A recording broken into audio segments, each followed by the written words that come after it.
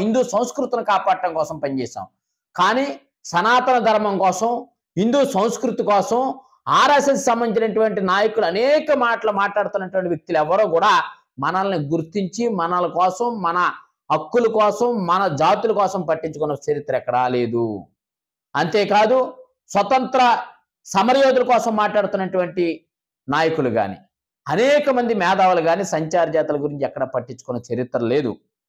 1949 అనంత సైని అయ్యంగార్ అనే ఆయన్ని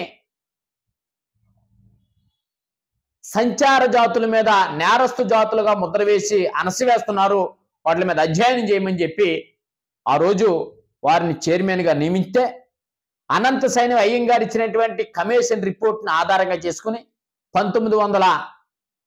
1952 ఆగస్టు 31వ తారీఖున భారతదేశంలో ఉండబడే సంచార జాతులన్నింటిని కూడా విముక్త జాతులుగా గుర్తిస్తూ వారికి వివిధ రంగాల్లో రిజర్వేషన్, వివిధ రంగాల్లో హక్కులు కల్పించమని చెప్తే స్వతంత్రం వచ్చి 70 సంవత్సరాలు దాటిందని చెప్తున్నటువంటి 79 సంవత్సరాలు అయిందని చెప్తున్నటువంటి ఈ భారతదేశ ప్రభుత్వాలకి సంచార జాతుల గురించి ఎక్కడా పట్టించుకోవాల్సినటువంటి అవసరం లేదు అనే విషయాన్ని ఈ సందర్భంగా మీ అందరికీ కూడా కనిపిస్తూ ఉంది.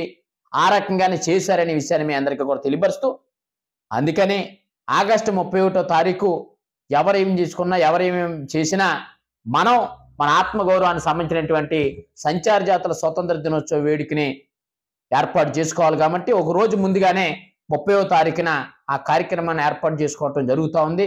తప్పనిసరి ప్రతి ఒక్కరు కూడా ఏర్పాటు చేసుకోవాలనే విషయాన్ని మీ అందరికీ కూడా తెలియపరుస్తూ, సంచార జాతుల సంఘం స్థాపించిన కాడి నుంచి ఇది మేము 9వ వార్షికోత్సవ సభ ప్రతి సంవత్సరం క్రమం తప్పకుండా ఏదో ప్రాంతంలో ఏర్పాటు చేస్తూనే వచ్చాం. ఇది మళ్ళా భీమవరంలో ఈ సంవత్సరం ఏర్పాటు చేస్తా ఉన్నాం. తప్పనిసరి ప్రతి జిల్లాలో ఉన్నటువంటి సంచార జాతుల నాయకులు, కార్యకర్తలందరూ కూడా రేపు 30వ తారీఖున ఈ సంచార జాతుల దినోత్సవ వేడుకని ఘనంగా ఏర్పాటు చేసి విజయోత్సవంగా చేయవలసిందిగా మిమ్మల్ని అందరినీ కూడా కోరుతూ, ఈ అవకాశం ఇచ్చినటువంటి మీ అందరికీ సంచార జాతుల సోదరిమణులందరికీ హృదయపూర్వకంగా ధన్యవాదాలు, కృతజ్ఞతలు తెలియజేస్తా ఉన్నా. జై